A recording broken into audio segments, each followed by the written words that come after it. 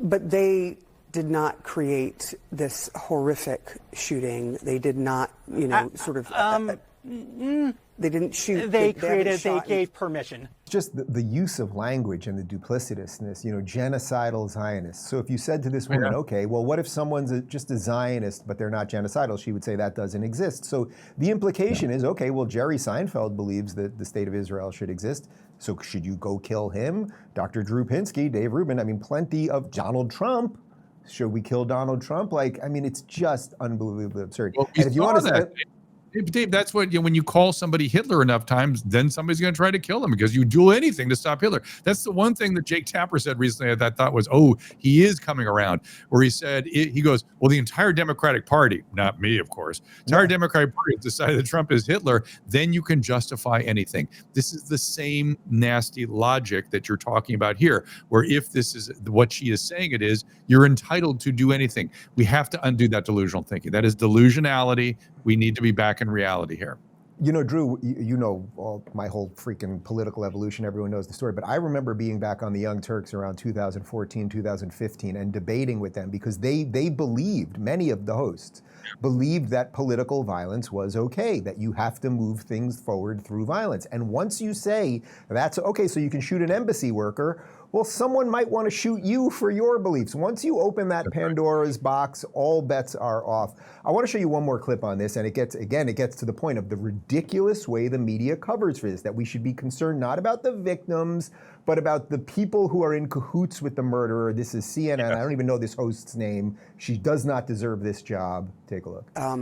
As you go forward with what you have seen, can you give us any sense, because you said you looked the shooter in the eyes, can you give us any sense of what you saw in him as he was sort of getting help and people were tending to him as if he too was a victim of seeing this? Yeah, well, to be clear, I heard about that part because we were in a secure room when he initially walked in. I just saw him screaming and then being handcuffed. But what I saw in his eyes, I went to Columbia for grad school, and I saw the same thing in his eyes as I saw in the eyes of all the protesters at Columbia. Nothing different between him and them. But they did not create this horrific shooting. They did not, they didn't shoot. They gave permission. They gave the permission. And they have called for this. They have called for Intifada revolution, which is the same thing he yelled last night. She almost had it right at the beginning, but they didn't create this, except they did. And Drew, I want to ask you a question about the eyes thing, because I've been to a lot of college events over the years, and I know what that look is. I actually know what it is. I have been to many events where I have had things thrown at me and fire alarms pulled and police escorts and all of those things. And there genuinely is a look in their eye like if they could kill you, they would. And now we have an example of it. Yeah. So there's two things I would expect to see there. Could you see sort of the white above their iris? Like they're kind of like that? Yes. Yes, there is. It is. I know this sounds cliche. It is almost demonic. They don't look like they're there. It looks like they're possessed. Either mania, which a lot of these situations are hypomanic or mania, but narcissistic rage, full out narcissistic rage. That's what it is. It's been triggered. It has been cultivated.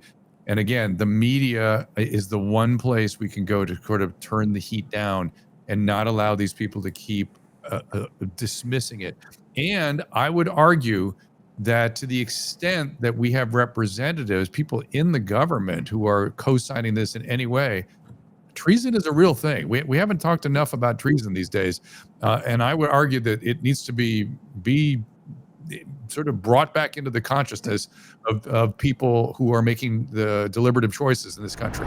If you've been seriously injured, your case could be worth millions, and you should know exactly what your rights are. That's why I want to tell you about Morgan & Morgan. They're America's largest injury law firm with over 1,000 attorneys working in all 50 states. Unlike a lot of firms that settle quickly, Morgan & Morgan doesn't take lowball offers from private insurance companies. Just in the past few months, they won $12 million in Florida when the insurance company offered only $350,000. And in New York, they secured $6.8 million on a case where the offer was just $275K. And the best part, it's absolutely free unless you win. Insurance companies try to pay out as little as possible. Morgan & Morgan fights to get you more. It only takes a few minutes to see if you have a case, and you can do it right from your phone. It's that easy.